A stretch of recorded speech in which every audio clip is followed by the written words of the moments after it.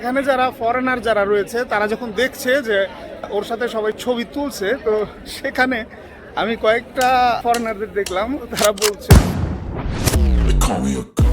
বন্ধুরা রোমে শুয়েছিলাম, বের হলাম আমাদের বাংলাদেশের টপ সেলিব্রিটি যাকে বলা হয় হিরো আলম সেলিব্রিটি। যেহেতু আমি নিচ পর্যন্ত নেমেছি, সেলিব্রেশন তো হয়েই গেল।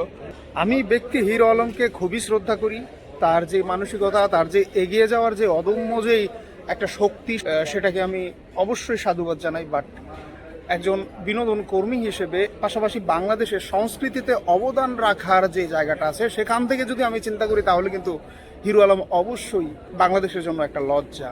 কারণ এখানে যারা ফরেনার যারা রয়েছে তারা যখন দেখছে যে ওর সাথে সবাই ছবি তুলছে, তো সেখানে আমি কয়েকটা বিদেশি ফরেনারদের দেখলাম, তারা বলছে সুপারস্টার সুপারস্টার বাংলাদেশি সুপারস্টার, মানে তারা নেগলেক্ট করছে তাকে।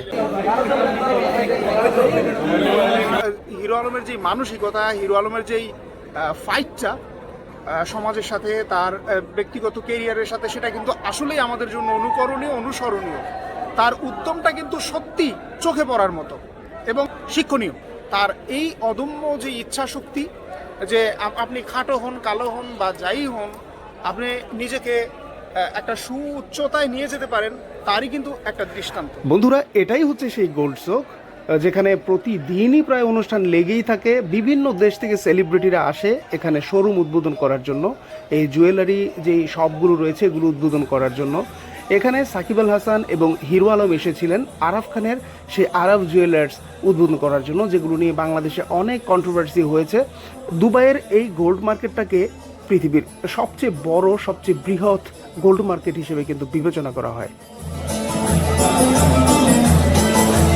আর এখানে প্রতিদিনই আপনি অনুষ্ঠান দেখতে পাবেন, এবং রাষ্ট্রীয় বিভিন্ন যেই তাদের স্বাধীনতা দিবস থেকে শুরু করে রাষ্ট্রীয় যে কালচারাল যে অনুষ্ঠানগুলো রয়েছে, সেই অনুষ্ঠানগুলোতে কিন্তু অনুষ্ঠিত হয়।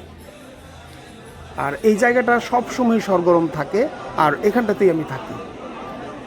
সর্বোপরি আপনারা ভুল বুঝবেন না, আমি যেটা বলতে চেয়েছি আশা করি বুঝতে পেরেছেন।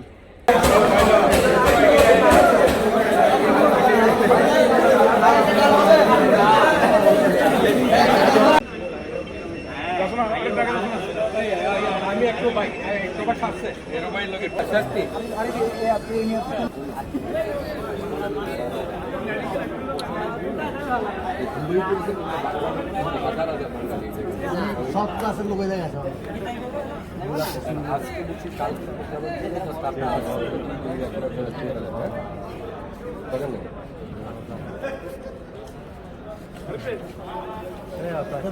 বিদায় নিচ্ছি আমার ভিডিও থেকে। আল্লাহ হাফেজ।